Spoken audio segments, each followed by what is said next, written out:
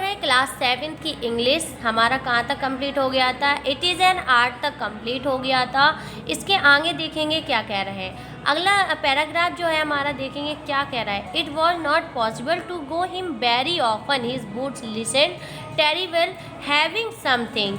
क्या मतलब हुआ? ये संभव नहीं था कि it was not possible to go him very often beyond the temporary some essence of the stitched into them। क्या मतलब beyond the temporary some essence of the boot stitched into them।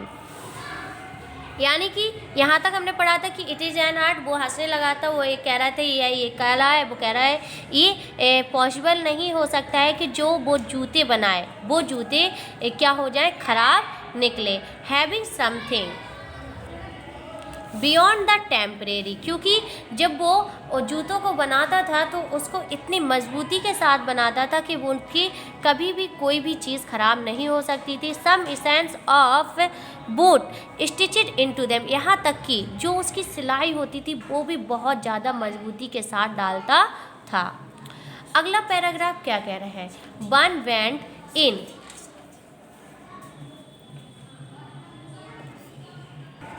One went in not as into most shop restfully. कह रहे हैं कि मैं कहीं पर, one went in not as into most shop restfully, मैं किसी भी दुकान पर नहीं जाता हूँ। एज वन इंटर, अच्छा जब मैं उस दुकान पर जाता हूँ तो मुझे वहाँ पे बहुत ज़्यादा आराम मिलता है। एज वन इंटर, अच्छा ऐसे लगता है जैसे मैं किसी एक चर्च में आ गया हूँ, इतनी उस दुकान पर शांति रहती थी। And sitting the single wooden chair, और मैं वहाँ पे जाके वहाँ पे एक क्या डली होगी, लकड़ी की, वुडन चेयर मतलब लकड़ी की कुर्सी पर बैठ गया। वेटेड मतलब इंतज़ार, और इंतज़ार करने लगा।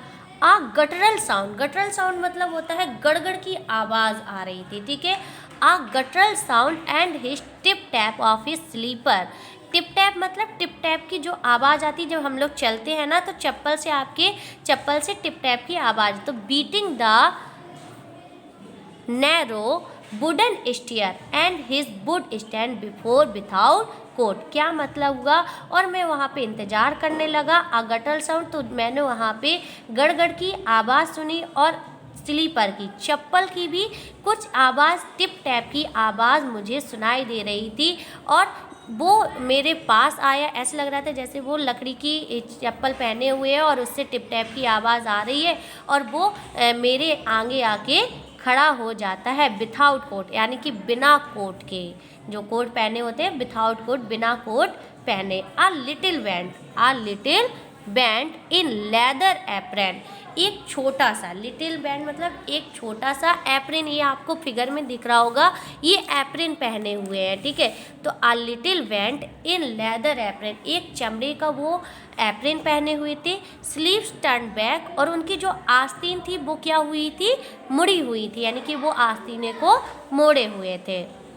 Blinking as if awoke from some dreamer boots, और मुझे ऐसा लग रहा था जैसे वो अभी सोकर उठ के आए। ब्लिंकिंग मतलब वो अपनी पलकों को झपका रहे थे, ऐसा लग रहा था जैसे वो अभी एक जूते का सपना देखकर ही आ रहे हों। एंड आई वुड से, और मैंने उनसे कहा, how do you do Mister Gessler. उसने उससे पूछा, मिस्टर गैसलर आप कैसे हो। Could you make me a pair of Russian leather boots, क्या आप मुझे एक जोड़ी रशियन लेदर यानी कि रशियन चमड़े के जूते बना सकते हो। Without a word he would leave me retiring whence he came or into the other portion of the shop। क्या मतलब हुआ कि बिना एक शब्द कहे, यानी कि विदाउट अ वर्ड, बिना एक शब्द कहे वो वहाँ से चले गए। कहाँ चले गए? दुकान के दूसरे वाले हिस्से में, यानी कि into the other portion of the shop, दुकान के दूसरे वाले हिस्से में वो मुझे अकेला छोड़कर वहाँ से चले गए। यहीं तक हम एक बार फिर से रिपीट करेंगे। It was not possible to go him very often. His boots listen terrible, having something. क्या मतलब हुआ? वो बोलता है यह बिल्कुल संभव नहीं है कि वो जो जूते बनाता है वो खराब हो जाए.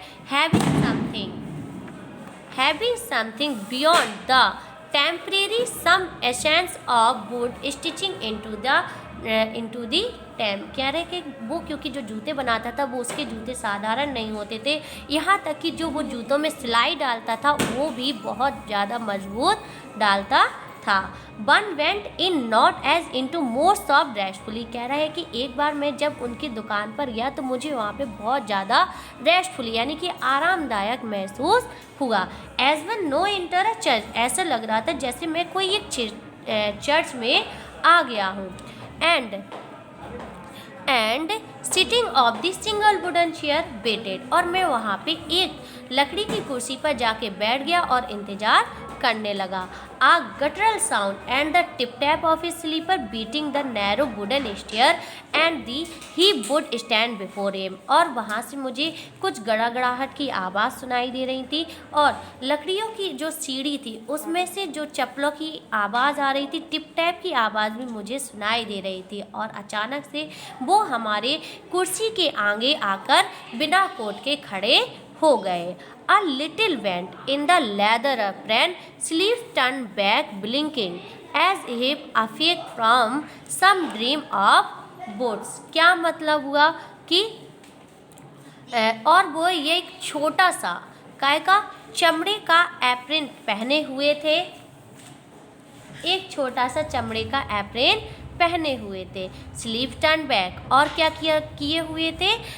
अपनी आस्तीन को मोड़े हुए थे. ब्लिंकिंग. पलकों को झपका रहे थे. As if awake. ऐसे लग रहा था जैसे वह अभी जूते के सपनों से ही आए हों. And I would say how do you do Mister Gessler, could you make me a pair of Russian leather boots. बोला. मैंने उनसे कहा कि how do you do Mister Gessler. Mister Gessler आप कैसे हो?